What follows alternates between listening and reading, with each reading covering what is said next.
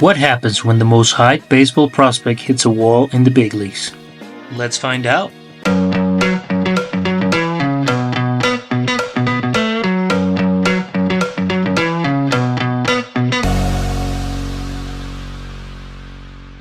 Jackson Holliday is the best prospect in baseball and the son of former 7-time All-Star Matt Holliday.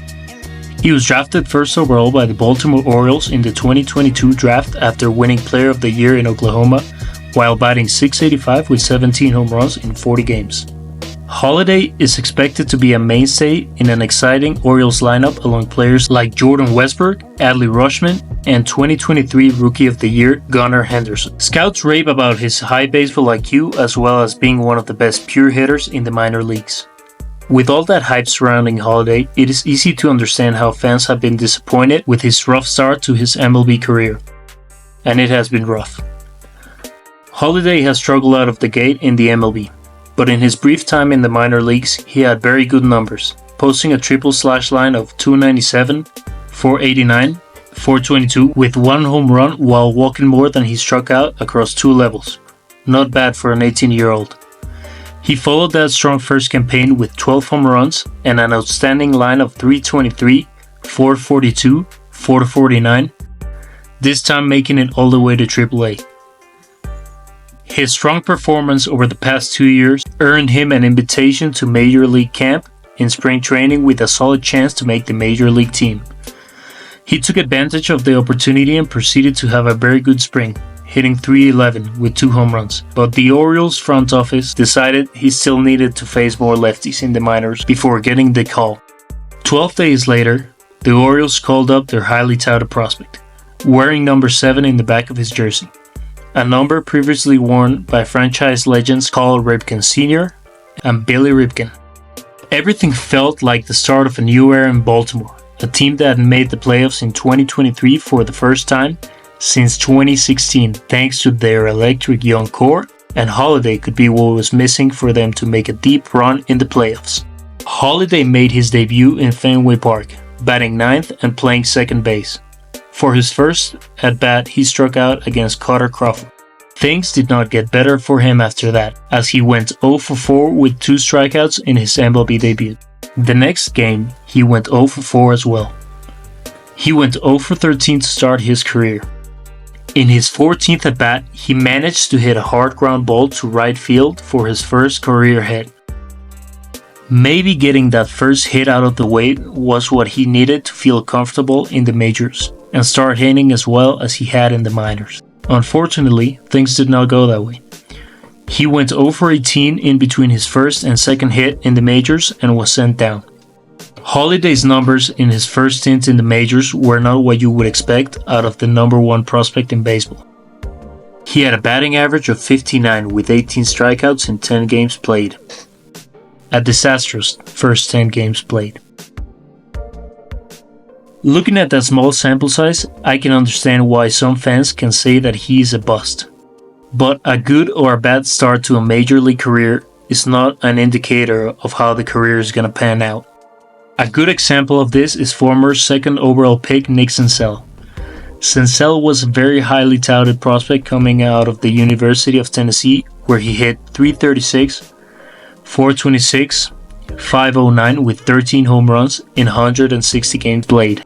He was nominated to the Golden Spikes Award in his junior season. The Cincinnati Reds selected him 2nd overall in the 2016 draft, taking him over players like Bo Bichette, Brian Reynolds, and Pete Alonso. In 2017, he made his debut in the top 100 prospect list at 26, and by 2019, he was the 7th best prospect in baseball.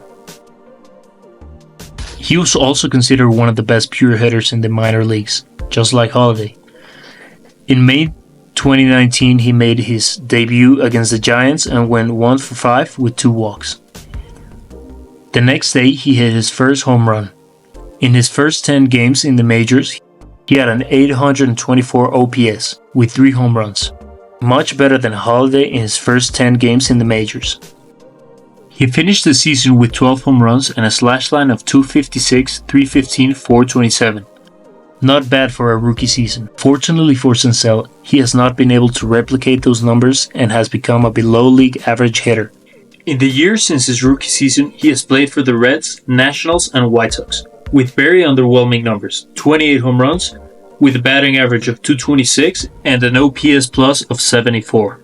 A good parameter of how Senzel's career has turned out is that he plays for the 2024 White Sox, which is not great. Another good example would be Clint Frazier. The once Gatorade National Player of the Year was a highly ranked prospect in the 2013 draft, and got selected by the then Cleveland Indians 4th overall, ahead of the likes of former MVPs Aaron Judge and Cody Bellinger.